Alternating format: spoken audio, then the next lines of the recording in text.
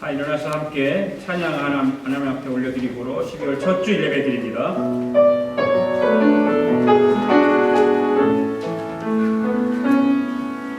나의 안에 거하라. 나는 내 하나님이 모든 환난 가운데 너를 지키는 자라.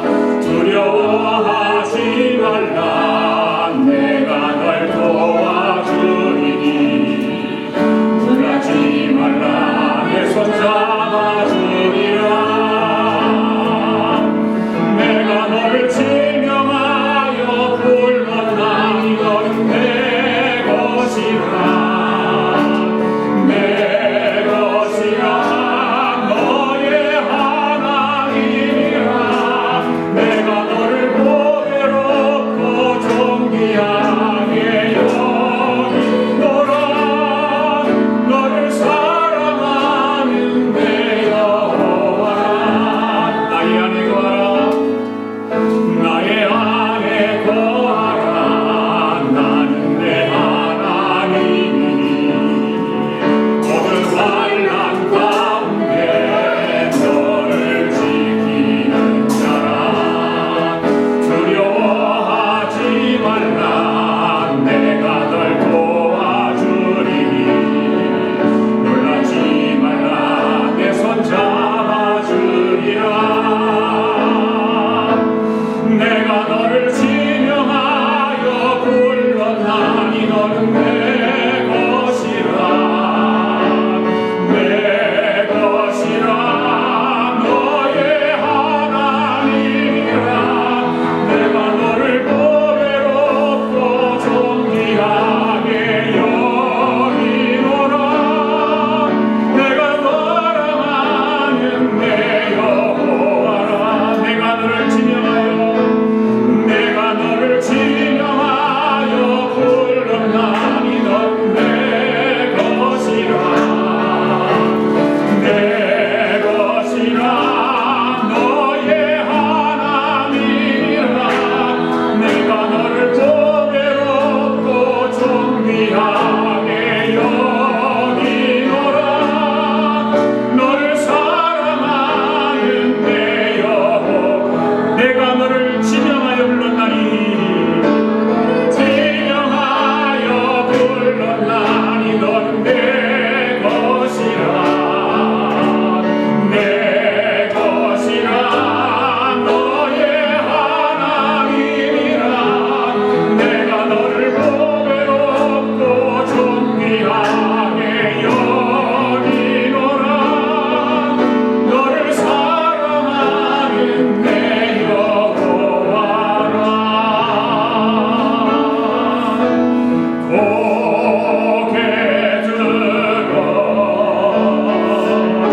주를 맞이해 엎드리어 경배하며 찬양.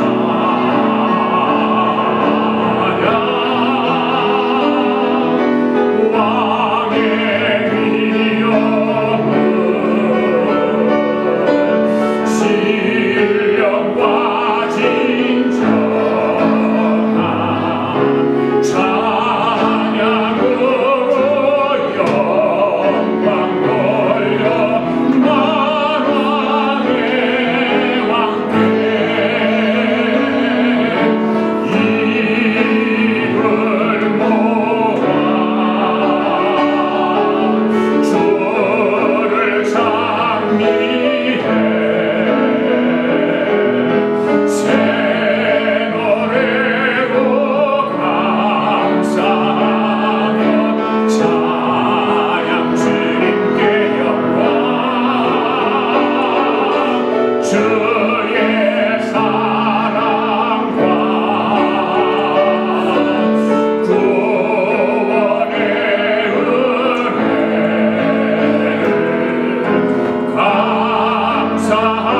감사함과 기쁨으로 영광 돌리세. 큰 영광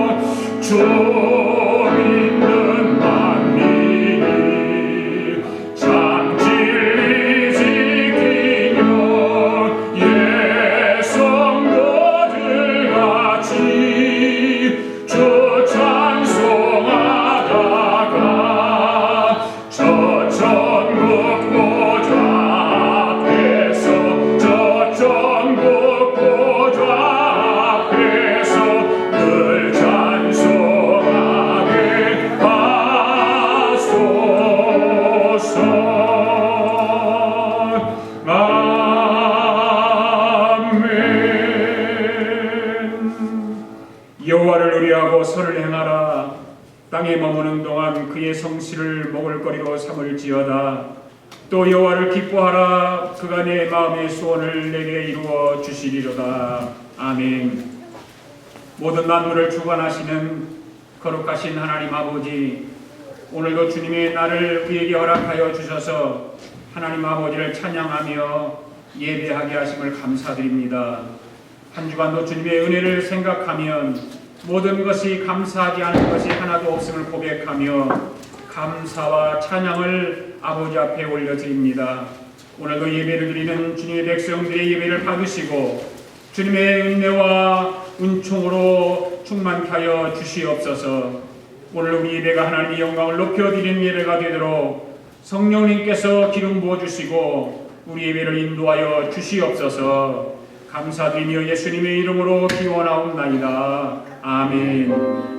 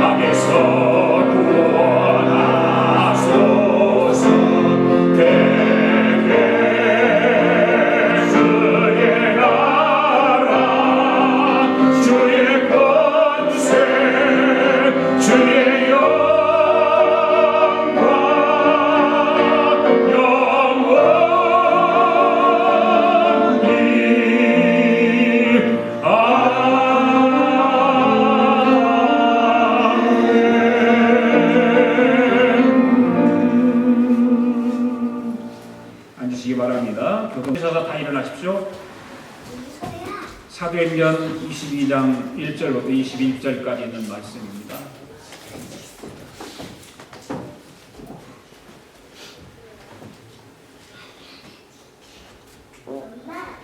다 찾으셔서 일어나십시오. 사도행전 22장 1절부터 21절까지 좀 길지만 함께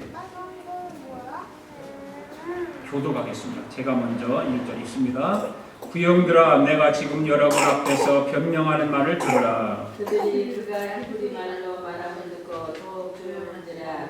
이어 가로되 나는 유대인으로 길리기아 다수에서 났고 이 성에서 자라 가말리엘의 문화에서 우리 조상들의 율법에 엄한 교훈을 받았고 오늘 너희 모든 사람처럼 하나님께 대하여 열심히 있는 자라. 내가 이 일을 같이하여 사람을 죽이기까지 하고 너를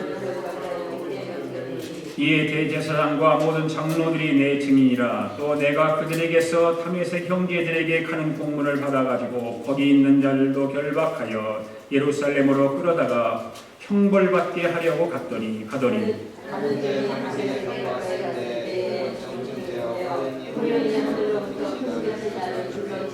내가 땅에 엎드려져 들으니 소리 있어 이르되 사울아 사울아 네가 왜 나를 박해하느냐 하시거늘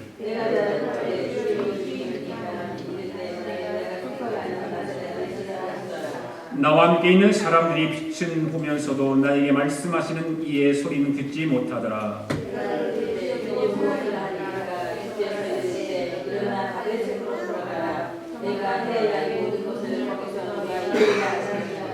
나는 그 빛의 광채로 말미암아 볼 수 없게 되었으므로 나와 함께 있는 사람들의 손에 끌려 다메섹에 들어갔노라.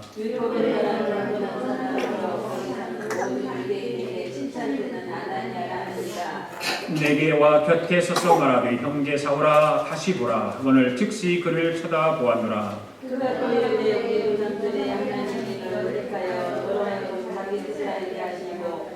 귀를 보게 하시고 그 입에 나오는 음성을 듣게 하셨으니 내가 그를 위하여 모든 사람 앞에서 내가 보고 들은 것의 증인이 되리라. 이를 왜 주저하느냐 일어나 그의 이름을 불러 진리를 받고 그의 죄를 지으라. 후에 내가 예루살렘으로 돌아와서 성전에서 기도할 때에 황홀한 중에 봄에 주님께서 내게 말씀하시되 속히 예루살렘으로 가라. 그들이 내가 내게 하여 전언하는 말을 듣지 아니하리라 하시거늘 내가 말하기를 주님 내가 주를 믿는 사람들을 가두고 또 각 회당에서 때리고 또 주의 증인 있으면 그들 때에 내가 곁에서 찬송하고 그 죽이는 사람들의 옷을 지킨 줄을 또 다 같이 나더러 또 이르시되 떠나가라 내가 너를 멀리 이방인에게로 보내리라 하셨느니라. 아멘. 오늘도 주의 말씀을 들으며 은혜 받기를 원합니다. 주의 사랑으로 사랑합니다. 예수로 나의 구주 삼고 성령과 피로써 거듭나니 이 세상에서 내 영혼이 하늘의 영광 누리로다. 이것이 나의 간증이요 이것이 나의 찬송일세. 나 사는 동안 끊임없이 구주를 찬송하리로다. 이 찬송은 여러분 누가 작시했을까요? 여러분 찬송가에 보면 페니 크로스비, 파니 제니 크로스비라고 하는 여사가 작시한 것입니다. 자신의 간증을 이 찬송을 만들어서 우리가 불려지는 거죠. 그는 생애 6개월 만에 불의의 사고로 눈을 잃어요. 눈을 잃게 되고 그래서 그 눈을 잃게 됨으로 인해서 좌절감, 낙심 이런 게 빠져서 하루하루를 살아갑니다. 아름다운 그 세상을 보고 싶은데 세상을 볼 수 없습니다. 그 아름다운 세상을 볼 수 없다는 사실이 그 파니 제니 크로스비 이 여사를 어둡게 만드는 거예요. 삶을 어둡게. 그런 중에 그가 나이가 50살이 되어가지고 예수님을 만납니다. 그리고 예수님을 만나서 예수님을 영접합니다. 그리고 오늘 그 예수를 나의 구주 삼고 이 찬양 가사와 같이 성령과 예수 그리스도의 피로 거듭나죠. 전에는 육신의 눈이 어두워가지고 늘 보는 눈이 달라지고 뭐 깜깜하고 한탄하면서 살았는데 예수님을 믿고 나서 예수님을 영접하고 나서 세상을 보는 눈이 달라진 것입니다. 그리고 영안이 열려서 하늘의 영광을 바라보게 되고 늘 감사하는 그런 삶을 살게 됩니다. 그래서 거듭난 그 삶 이후의 삶은 하나님께서 부어주시는 그 영감을 가지고 찬송시를 계속해서 써나갑니다. 우리가 부르는 찬송, 우리가 사용하는 찬송가에 파니 제니 크로스비 여사가 지은 찬송시가 24곡이나 있어요. 대단한 영감을 가지고 있는 찬송 작시가입니다. 그는 비록 육신의 눈이 보이지 않지만 그 영감이 넘치는 찬송가를 지어서 그리고 생생한 자기 삶 속에서 간증으로 지어지는 그 시들을 찬송가에 이렇게 직접 올려서 부르게 하는 것입니다. 우리가 신앙생활을 하면서 다른 사람들의 신앙 간증을 많이 듣죠. 교회에서도 듣게 되고 또 텔레비전을 틀는 방송에서도 듣게 되고 어떤 신문 어떤 기사를 통해서도 보게 되고 이런 수많은 감정들을 보고 듣고 읽으면서 많은 사람들이 감동을 받습니다. 이 감정은 그래도 참 좋은 거예요. 감동을 받습니다. 그리고 어떤 사람은 예수님을 알지 못했던 사람이 이 감정을 듣고 예수님을 영접하고 예수를 믿는 사람들도 있습니다. 어떤 사람들은 신앙생활을 하는데 신앙이 막 식어졌어요. 참 게을러요. 힘이 없어요. 그런데 어떤 사람의 간증을 듣고 다시 힘을 얻어서 신앙생활을 회복해서 잘하는 사람도 있습니다.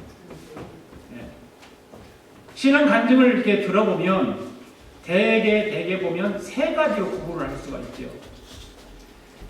첫 번째는 예수 믿기 전에 내 과거가 어떠했는가를 얘기하죠. 신앙 간증 들어보면. 그러고 나서 어떻게 예수님을 믿게 되었는가 이렇게 또 간증을 하게 되고, 그 다음에 세 번째는 예수 믿고 난 이후에 내 삶은 어땠는가 이렇게 간증을 구분해서 우리가 들을 수가 있습니다. 오늘 본문의 말씀을 보아도 사도 바울이 지금 유대인들에게 자기 간증을 하는데, 이거를 신학적으로 하면 변증 설교라고 하는 변증 설교, 그렇게 말하면 간증인데 변증 설교입니다.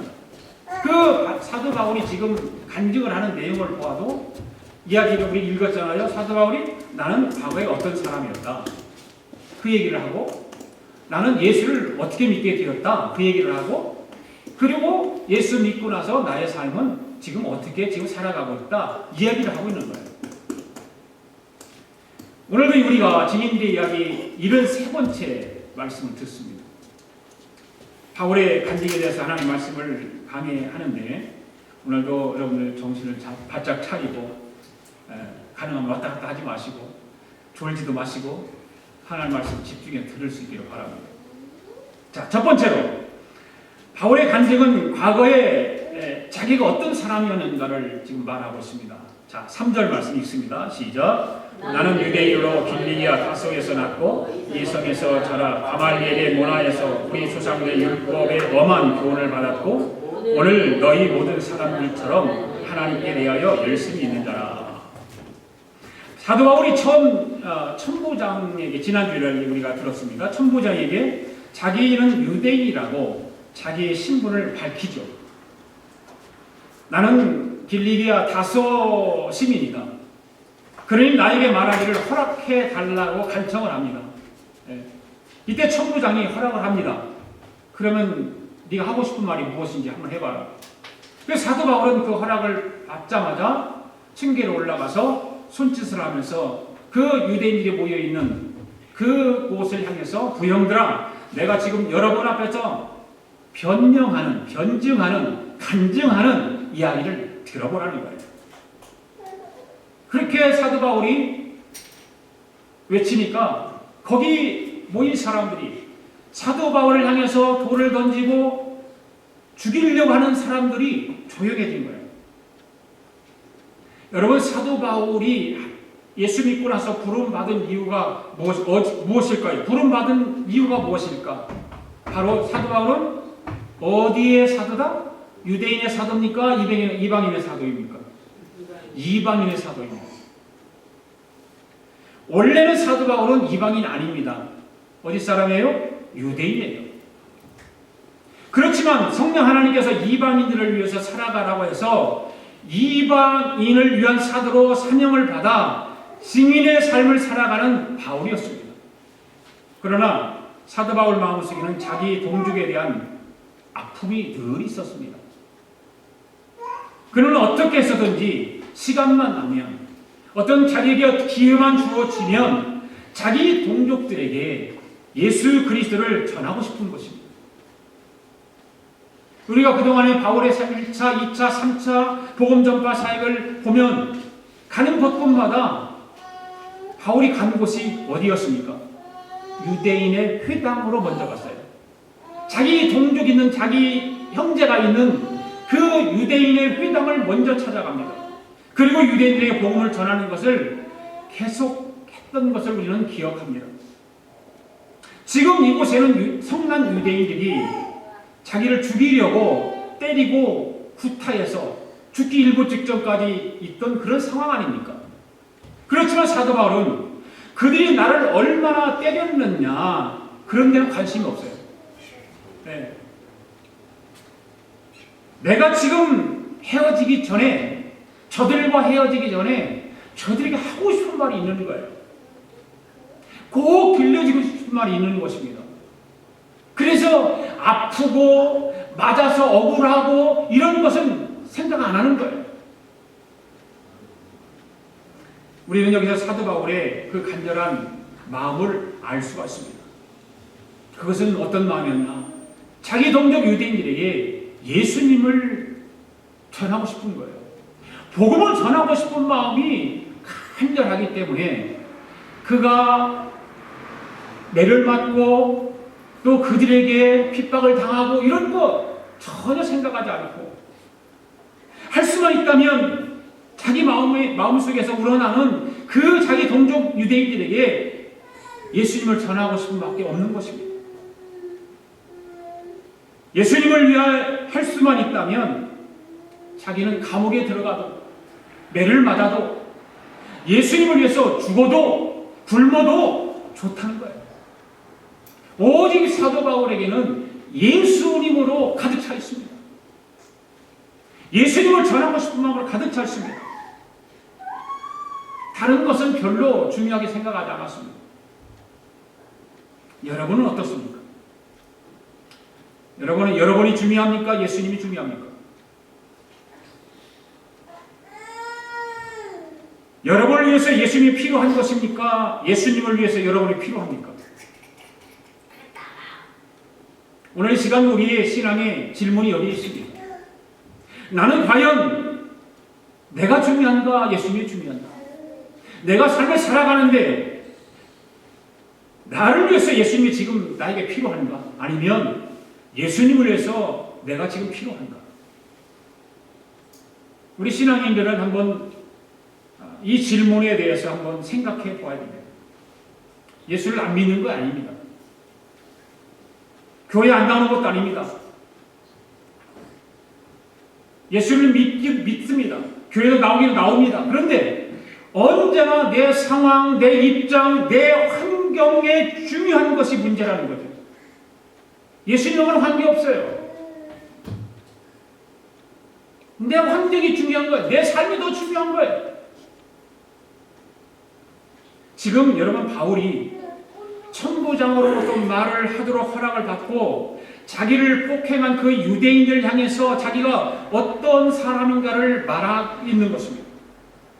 바울은 사람들을 조용하게 한 다음 익숙한 히브리 말로 바울이 그들에게 지금 말을 하고 있으니까 깜짝 사람들이 놀라고 저 사람이 히브리 말을 하네?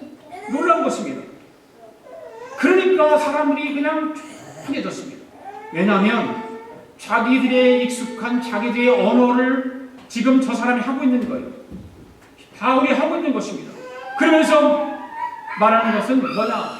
나의 간증하는 말을 들어달라는 거, 들어보라는 거예요. 내가 지금 변증하고 변명하는 말을 들어보라는 것입니다. 그러면서 자기가 예수 믿기 전에, 예수님을 만나기 전에 내가 어떤 사람이었는가를 말하는 거 아닙니까? 그러면서 첫 번째로 얘기해요. 나는 당신들과 같이 유대교 출신이라는 거예요. 유대인이라는 걸 말합니다. 그다음 두 번째는 자기 출생에서 말합니다. 나는 길리기아 다소 출신이라는 거예요. 너희들과 똑같다는 거죠. 그리고 세 번째는 자기 학문에 대해서 지금 배경을 말하고 있는데 나는 가말리엘 문화에서 조상들의 율법을 엄하게 교육을 받은 사람이다. 너희들과 똑같이 그 가말리엘이라고 하는 그 유명한 학자에게서 내가 배웠다. 이 가말리엘의 문화는 양대 산맥을 이루는 아주 중요한 문화입니다. 아주 율법의 대성을 한 가말리엘의 문화에서 율법을 받았다고 하는 것은 대단한 것입니다. 오늘 식으로 말하면 학자죠.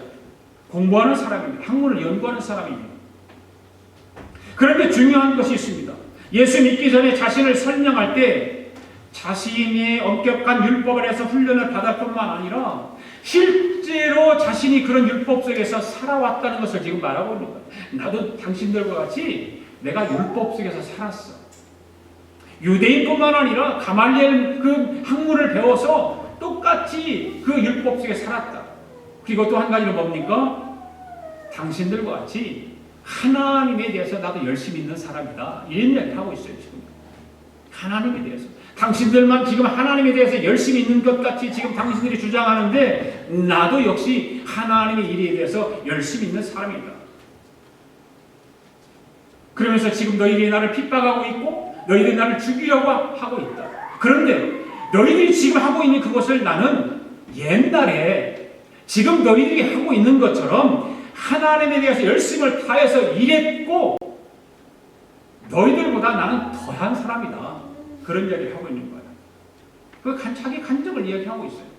그러면서 사도 바울은 예수 그리스도를 전파하는 데 있어서는 열심을 다하고 있지 않습니까?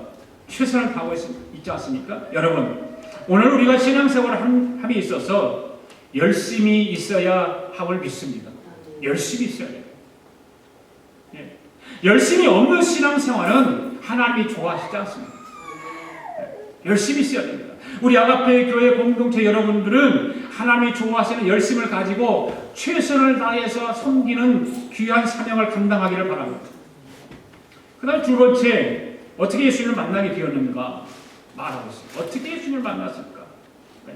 바울이 유대교 출신이었고 빌리기아 다소 사람이었고 가말리엘 문화에서 학문을 배웠던 유대교 전통적인 학문을 배운 사람이고, 그런데 그가 어떻게 그것뿐만 아니라 예수 믿는 사람을 찾아다니면서 핍박하고 죽이기까지 한 그가 어떻게 예수님을 만났을까? 5절에서 8절 읽습니다. 시작. 이에 대제사장과 모든 장로들이 내 증인이라. 또 내가 그들에게서 다메섹 형제들에게 가진 공문을 받아가지고 거기 있는 자들도 결박하여 예루살렘으로 끌어다가 형벌받게 하려고 가더니 가는 중 다메섹에 가까이 갔을 때에 오정쯤 되어 후련히 하늘로부터 큰 빛이 나를 둘러 비치매 내가 땅에 엎드려져 들으니 소리 있어 이르되 사울아 사울아 내가 왜 나를 박해 하느냐 하시거늘 내가 대답하되 주님 누구십니까 하니 이르시되 나는 네가 박해하는 나사렛 예수라 하시더라. 아멘. 사도 바울은 자기가 예수 믿기 전에 자신을 설명할 때 자신이 엄격한 그 율법 아래서 훈련을 받았을 뿐만 아니라 실제로 자신이 그런 율법 속에서 살아왔다라고 이야기했습니다. 그러한 나를 지금 너희들이 핍박하고 있다는 거죠. 네. 너희들이 나를 지금 죽이려고 하고 있다고 말하고 있습니다. 너희들은 지금 나를 핍박하고 죽이려고 흥분하고 있지만 나는 너희들이 지금 하는 것에 비하면 나는 더 심했다. 더 심했다. 너희들이 하는 정도가 아니었다. 나는 예수 믿는 사람들 죽이기까지 하고 남녀를 결박하여 옥에 접어넣고 이런 사실들을 대제사장들과 장로들이 다 알고 있다. 그렇게 이야기하고 있죠. 지금 다메섹 예수를 믿는 사람들을 잡으려고 지금 공문을 가지고 있다. 그러니까 나는 율법에 열심히 있었고 실천적인 사람이었다는 것을 지금 설명하고 있어요. 여러분, 사도 바울을 보면서 특별한 것 하나를 발견한 것이 있어요.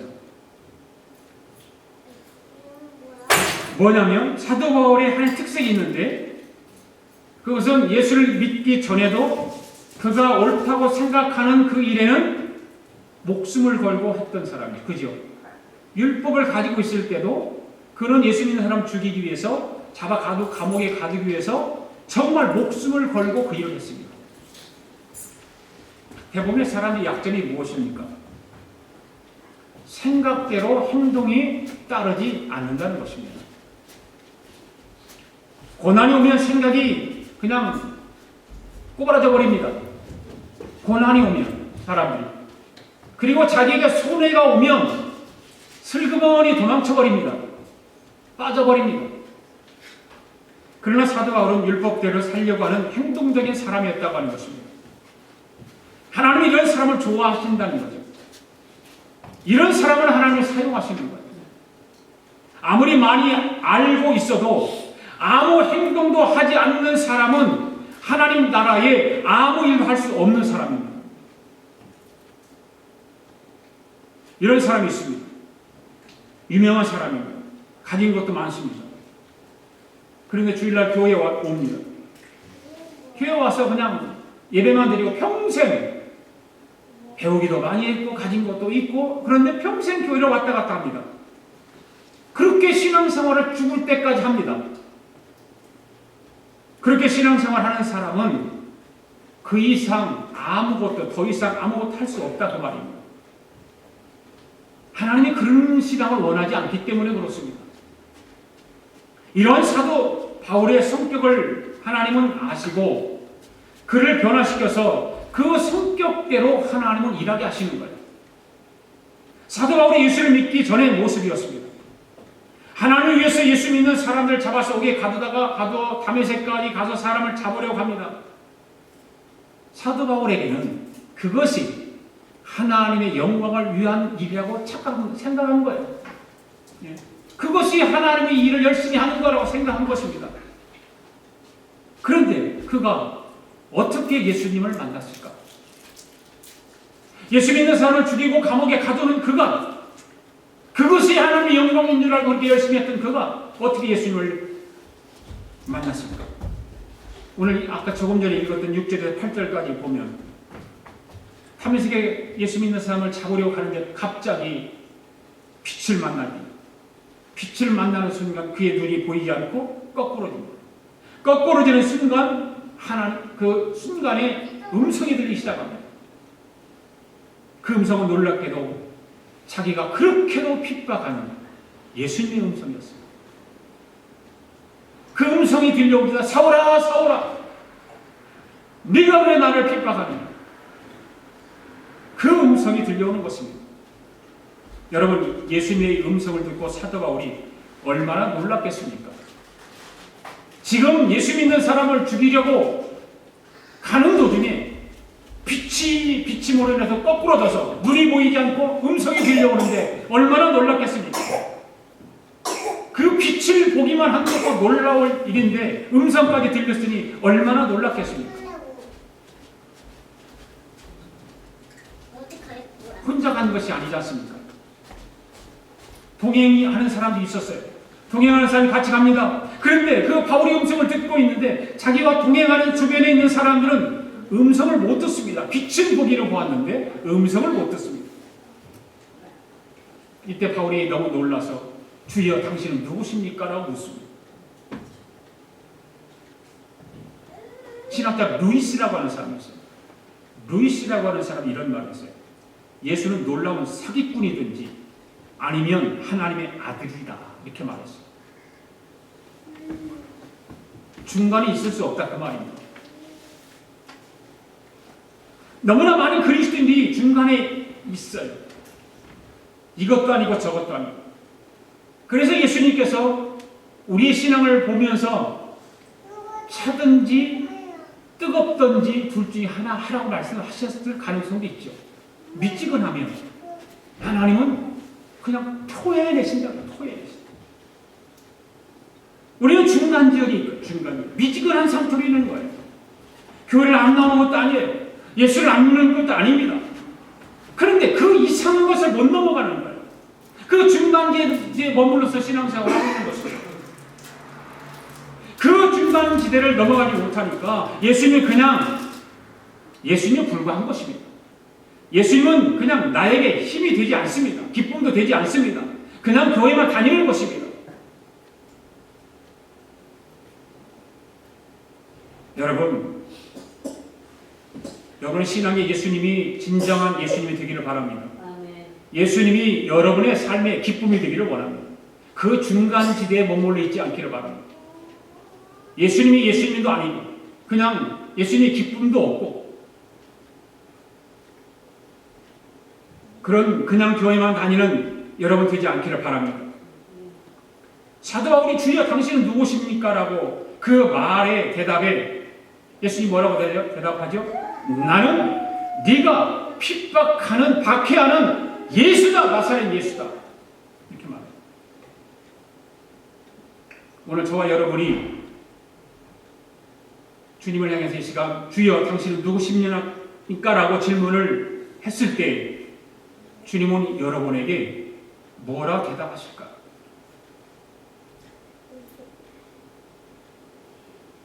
여러분 마음속으로 지금 한번 해보세요. 주님 당신은 누구십니까?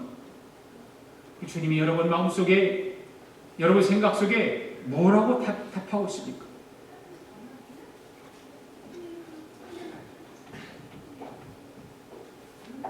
나는 네가 무시하는 예수다. 나는 네가 무관심하고 있는 예수다. 도대체 네가 나를 믿는지 안 믿는지 모르는 예수다. 그런 대답은 들리지 않습니까? 혹시 여러분에게 그런 대답을 하지는 않으시는지 지금 이 시간 주님의 음성을 들어볼 수 있기를 바랍니다. 무슨 음성이 여러분에게 지금 들려집니까? 주여 당신은 누구십니까? 라고 그 질문 가운데 예수님이 여러분 마음속에 어떤 대답이 들려오고 있습니까? 오늘 예수님은 여러분에게 무슨 의미가 있습니까? 예수님이 정말로 여러분의 구세주가 되십니까? 여러분의 생명이 되십니까? 예수님이 여러분의 기쁨이십니까? 길이고 진리고 생명이십니까? 여러분 예수님 때문에 정신없이 노래 불러본 적 있습니까? 예수님 때문에 여러분의 목이 터지도록 불러본 적 있습니까? 통회하고 자박하며 찬양해본 적 있습니까?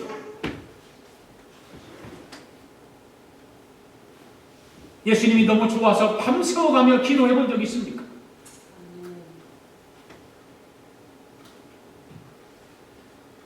지금 이러한 질문을 드리는데 여러분의 속에서는 뭔 답을 지금 대답을 하고 있습니까? 아, 그런 거요? 옛날에 다 해봤어요. 그런 대답을 하고 있지는 않습니다. 사랑하는 교회 여러분, 사도 바울은 예수님을 만났습니다. 그런 사도 바울은 어떻게 예수를 만났습니까? 그는 율법학자입니다. 지성인입니다. 그런데 그가 어떻게 예수를 만났습니까? 논리로 해석하고 지성으로 해석하지 않습니다.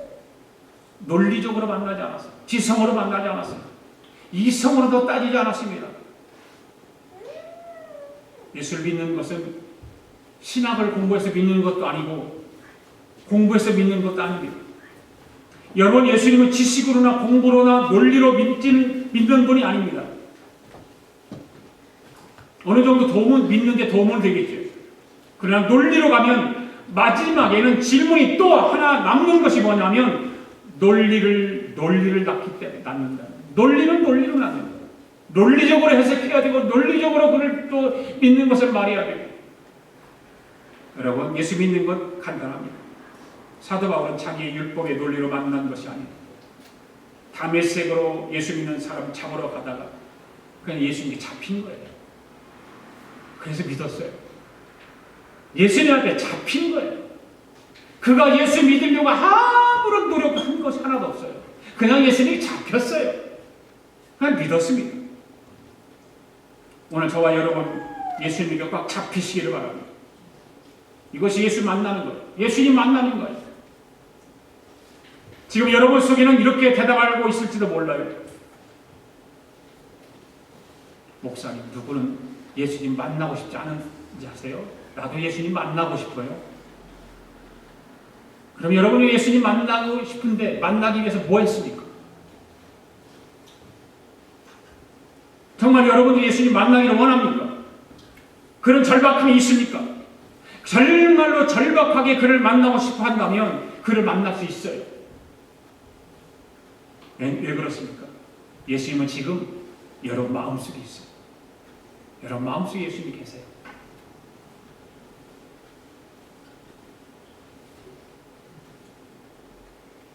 바울이 예수님을 만난 것은 어떤 논리적으로, 이성적으로, 율법적으로 만나지 않았어요. 그냥 만났습니다.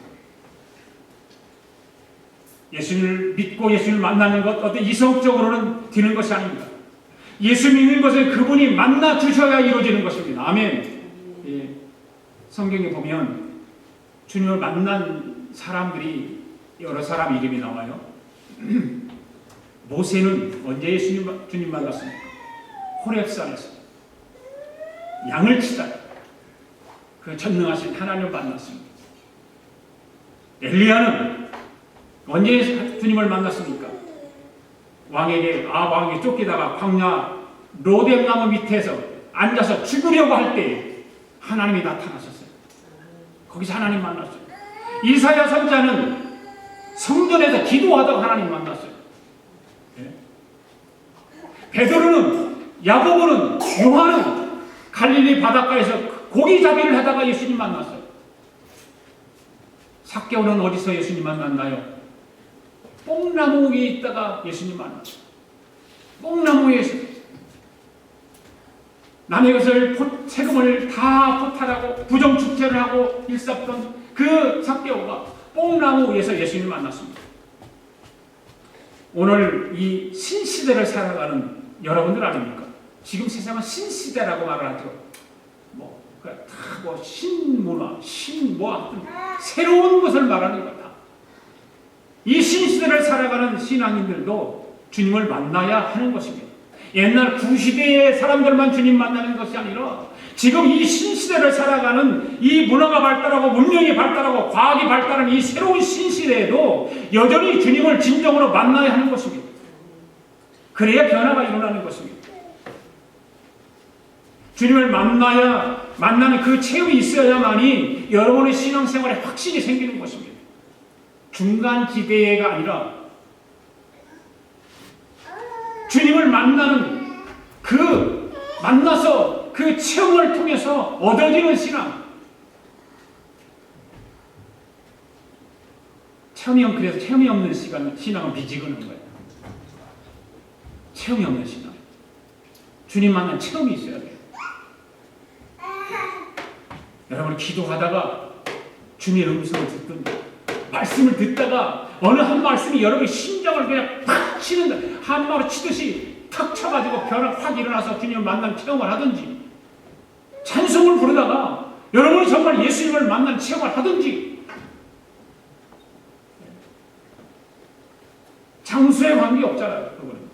여러분 이런 장소 자리터에서 여러분이 책상에 앉아서 공부하다가 사람들은 어떤 귀한 분, 정말 유명한 사람 만나기 위해서라면 마음의 준비를 얼마나 많이 합니까?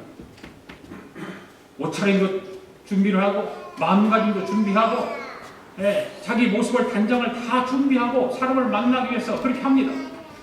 근데 주님을 만나는 체험을 하기 위해서는 우리는 어떻게 하고 있냐 그 말이에요. 똑같지 않을까요? 우리가 주님을 만나기 위해서라도 나름 열심히 준비하고 노력해야 됩니다. 여러분 주님을 만나는 게 어떤 세상적인 조건이나 요구하잖아요. 어떤 여건을 요구하잖아요. 자격을 요구하잖아요. 믿음만 있으면 되는 것입니다. 할렐루야. 믿음만 가지면 되는 거예요. 기도를 열심히 하시면 되는 거예요. 예배 생활을 열심히 하시면 되는 거예요. 열심을 다해서 사명을 감당하게 되면 주님을 만나는 체험을 하게 될 줄로 믿습니다. 열심이 없으면 주님 만나는 체험이 없어요. 9절 10절 말씀 읽겠습니다. 시작. 나와 함께 있는 사람들이 빛을 보면서도 나에게 말씀하신 이의 소리는 듣지 못하고 내가 이르되 주님 무엇을 하리까? 주께서 이르시되 일어나 다메섹으로 들어가라. 네가 해야 할 모든 것을 거기서 누가 이르리라 하시니. 아멘. 나와 함께 있는 사람들이 빛을 보면서도 사도 바울이 들었던 소리를 듣지 못했다고 말하고 있습니다. 이건 무슨 이야기일까요? 사도 바울은 예수님을 극히 개인적으로 만나고 있다 그런 말입니다. 예수님은 개인적으로 만납니다. 개인적으로. 여러분 예수님을 개인적으로 만나고 부름을 받았다는 것은 논리가 아니고 이성이 아닙니다. 그냥 만난 것입니다. 그냥. 아멘. 예수님을 그냥 만난 거예요. 내가 예수님을 찾은 것이 아니라 그분을 나를 찾은 겁니다. 믿습니까? 내가 알지 못하던 때에 하나님은 나를 부르셨고 나를 사랑하셨고 나를 인도하신 거예요. 바울이 예수님을 만나고 나서 질문합니까? 무슨 질문이죠? 아까 말씀드린 주여 무엇을 하리이까? 이 질문입니다. 예수님을 만나고 나서 주님에게 한 이야기가 주여 내가 무엇을 할 수 있습니까? 이렇게 묻지 않습니까?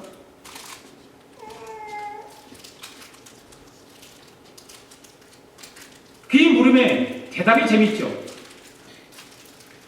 너는 이방인을 위한 나의 택한 것이다 이렇게 말했으면 얼마나 좋겠어요. 그런데 그런데 그렇게 대답하지 않고 뭐라고 대답하죠? 일어나 어디로 가라? 다메섹으로 가라고 말씀하세요. 다메섹으로 가라. 여러분 지금 바울이 어디로 가고 있는 중입니까? 바울이 지금 어디로 가다가 예수님 만났습니까? 다메섹으로 가다가 예수님 만났는데 예수님 만났는데도 불구하고 예수님이 다메섹으로 가라는 거예요. 네? 다메섹으로 가지 말아야 하잖아요. 그런데 예수님은 일어나 다메섹으로 가라는 것입니다. 재밌잖아요. 장소는 변하지 않았어요. 장소는 변하지 않는데 뭐가 변했을까요? 의미가 변했고 목적이 변한 거예요. 그렇죠? 예수님 만나기 전에는 예수 믿는 사람을 죽이고 괴롭히고 감옥에 가두기 위해서 잡아서 그러기 위해서 가려고 했었는데 예수님을 만나고 난 이후에 목적은 바뀌었어요. 의미가 바뀌었어요. 바울이 예수님을 믿기 전에 다메섹은 바울이 예수 믿는 사람들을 잡으러 간 장소였어요. 그죠? 그런데 바울이 예수님을 믿고 난 후에 다메섹은 다른 장소로 바뀌었어요. 이것이 뭘까요? 바로 사명입니다. 사명. 그래서 사람들의 손에 끌려서 다메섹으로 들어갑니다. 거기서 유대인들로부터 칭찬을 듣는 누구를 만나요? 아나니아는 본래 어떤 사람이다? 경건한 사람이에요. 예수 잘 믿는 유대인들로부터 칭찬 듣는 사람 가운데 한 사람이었어요. 바로 바울의 개종을 도와주려고 바로 하나님께서 이 아나니아를 다메섹에 준비해 놓으신 거예요. 그래서 바울은 다메섹으로 붙들려 갔습니다. 아나니아를 만납니다. 14절 15절 읽습니다. 시작. 그가 또 이르되 우리 조상들이 하나님이 너를 택하여 너로 하여금 자기 뜻을 알게 하시며 그 인을 보게 하시고 그 입에서 나오는 음성을 듣게 하셨으니 내가 그를 위하여 모든 사람 앞에서 네가 보고 들은 것의 증인이 되리라. 아멘. 예수 그리스도를 해방하고 교회와 성도를 핍박하던 그가 예수님의 증인이 된다는 것은 누구도 상상하지 못한 일입니다. 누구도 생각하지 못했던 일입니다. 오늘 우리 주님은 바울만 택한 것이 아니라 저와 여러분도 택했음을 믿으시기 바랍니다. 왜 택했을까요? 바로 증인의 삶을 살아가라 그 말이에요. 예? 증인의 삶을 살아가라. 믿습니까? 예. 마지막 세 번째 말씀은 그렇다면 예수님 만난 이후에 바울은 어떻게 변화되었을까요? 17절 18절 말씀 읽습니다. 시작. 후에 내가 예루살렘으로 돌아와서 성전에서 기도할 때에 황홀한 중에 봄에 주께서 내게 말씀하시되 속히 예루살렘에서 나가라. 그들은 내가 내게 대하여 증언하는 말을 듣지 아니하리라 하시거늘. 아멘. 바울은 다메섹에 들어가서 경건한 사람 아나니아를 만나서 하나님의 뜻을 전해 듣습니다. 그리고 거기서 침례를 받습니다. 그리고 본문에는 기록이 없지만 그 17절 18절 맨 후에라고 합니다. 후에 언제일까요? 후에. 이게 좀 이해가 안 되는 부분 많아요. 그런데 다른 주석이라든지 바울 서신을 보면 3년이라는 세월이 공백이 생겼어요. 3년이라는 세월. 여기서 다메섹에 가서 아나니아로부터 다시 듣고 전해 듣고 그 다음에 하나님 뜻을 전해 듣고 침례를 받고 나서 3년이라는 공백이 생겨요. 어디로 갔냐? 아라비아로. 아라비아로 가서 3년 동안 신앙생활을 다시 재정립하고 예루살렘으로 다시 돌아옵니다. 바울은 예루살렘으로 돌아와서 뭐 했습니까? 오늘 본문에 보니까 기도했다. 예루살렘으로 나가라. 그들은 내가 내게 대하여 증언하는 말을 듣는다. 바울은 예루살렘으로 돌아와서 기도하는 사람으로 변했습니다. 이건 놀라운 변화인 것입니다. 누가 바울을 그토록 변화되도록 했습니까? 바로 예수 그리스도. 할렐루야. 여러분, 예수 그리스도가 저와 여러분의 삶을 변화시켜주는 줄로 믿습니다. 내가 변화되는 것이 아니라 예수님이 여러분의 삶을 변화시켜 주시고 나의 삶을 변화시켜 주시는 거예요. 예수 믿고 변화된 사람에게 나타나는 변화는 여러 가지가 나타나지만 가장 분명한 변화는 기도하지 않던 사람이 기도한다는 거예요. 여러분 예수님 만났습니까? 예수님 믿습니까? 기도하십시오. 기도하는 사람으로 변화되십시오. 과거 율법에 매여서 형식화된 기도요. 바울이 그렇게 형식화되어서 기도 생활도 했을 거고 율법에 매여서 형식적인 그런 신앙생활을 했을 가능성이 참 많죠. 그런데 예수님을 만나고 난 이후로 성전에 가서 기도하는 사람으로 변화되었습니다. 이러한 변화는 오늘 저와 여러분에게도 나타나야 될 줄로 믿습니다. 예수 믿고 구원받은 기쁨이 기도로 나타나야 될 줄로 믿습니다. 바울이 기도하는 중에 비몽사몽간에 주님의 음성을 또 들어요. 이제 기도하는 가운데 음성을 듣습니다. 그 내용이 뭡니까? 빨리 어디로 가라? 예루살렘으로 가라는 거예요. 예루살렘을 떠나라 가라는 거예요. 가라는 예루살렘을 떠나라는 거예요. 네. 지금 3년 동안 아라비아에 가서 신앙을 정립하고 내려왔는데 그래서 기도하는데 기도하는 가운데 성령의 음성이 들려오는데 예루살렘을 빨리 떠나라는 거예요. 19절 20절 한번 읽어볼까요? 시작. 내가 말하기를 주님 내가 주를 믿는 사람들을 가두고 또 각 회당에서 때리고 또 주의 증인 스데반이 피를 흘리던 때에 내가 곁에서 찬성하고 그 죽이는 사람들의 옷을 지킨 줄로 그들도 아나니. 여러분 예루살렘에 오기 전까지만 해도 바울은 사람들이 가뒀어요. 사람들을 가두었어요. 죽이려고. 그렇죠? 예수 믿는 사람 잡아다가. 지난 간증에는 사람을 죽이기까지 했다고 말했어요. 회당에서 때리고 그리고 예수 믿는 사람을 잡으려고 공문서까지 가지고 간 사람입니다.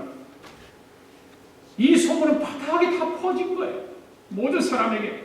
뿐만 아니라 스데반을 순교할 때에 그 곁에서 박수치고 찬성하던 사람이 바울이. 그리고 스데반을 죽이려는 사람들이 옷을 맡아서 보관하는 일까지 했던 자신의 과거를 한번 생각해 보면서 이런 모든 사실을 사람들이 지금 알고 있기 때문에 나를 받아들이지 않는 것은 너무나도 당연하다라고 바울은 고백하고 있지 않습니까? 네.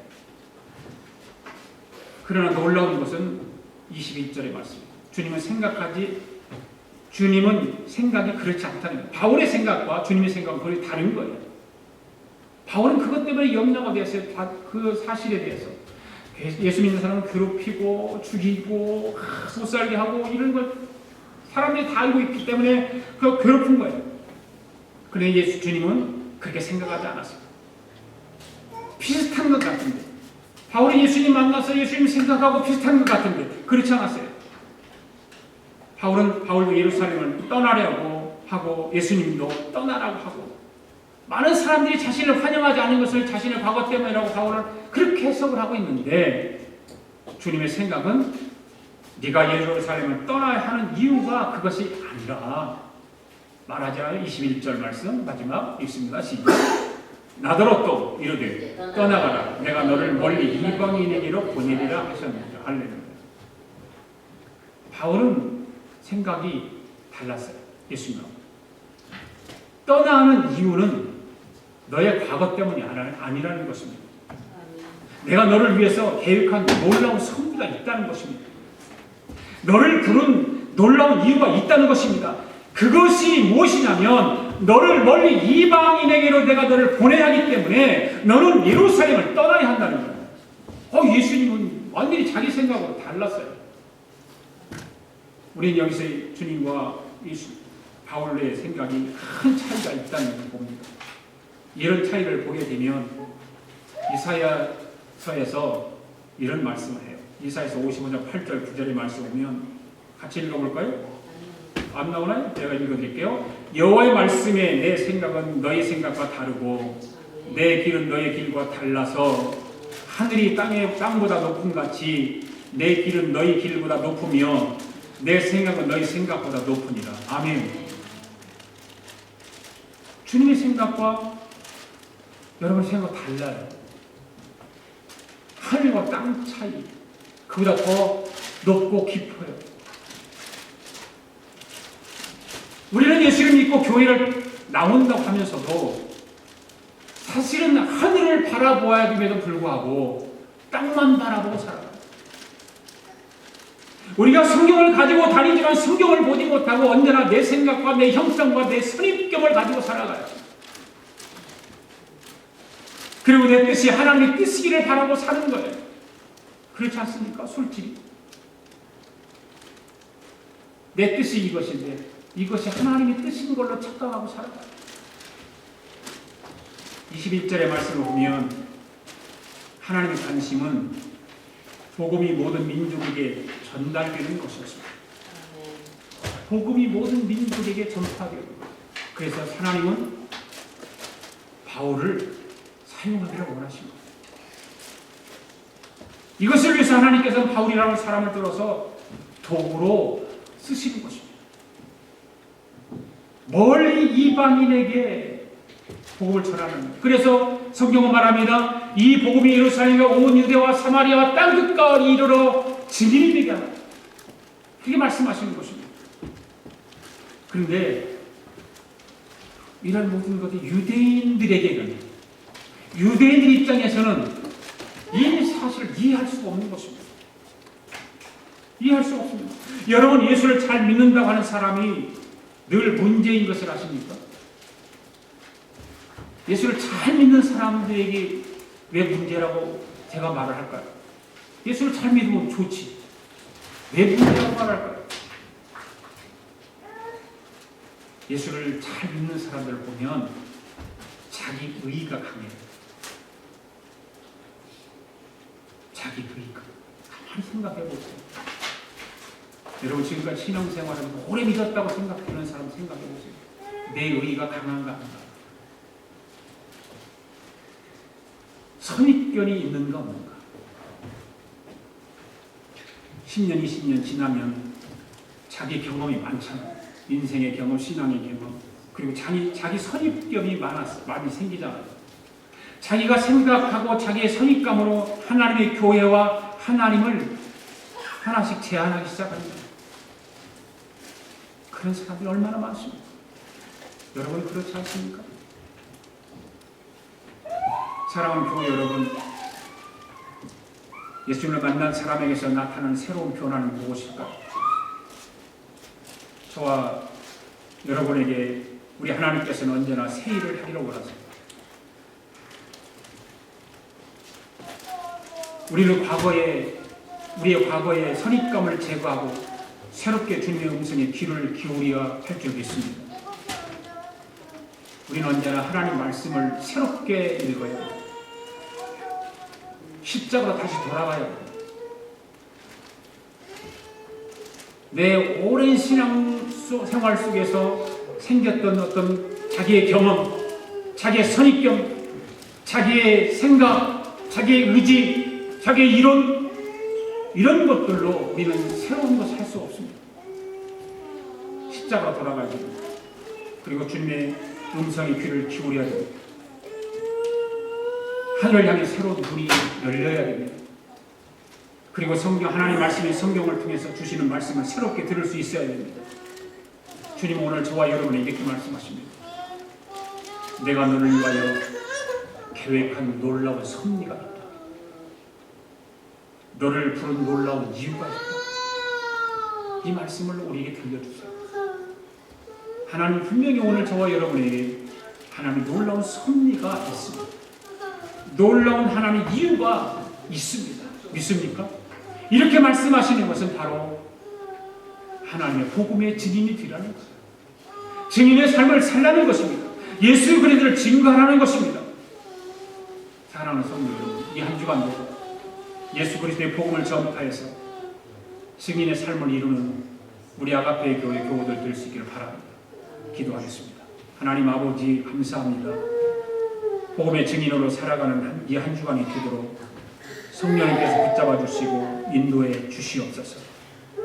복음에 대해서 부끄럽지 않게 하시고 강하고 담대하게 전할 수 있도록 능력을 허락하여 주시옵소서. 예수님의 이름으로 기도드립니다. 아멘. 일어나서 함께 우리 찬양하겠습니다. 비바람이 앞길을 막아도 나는 가리 주의 길을 가리.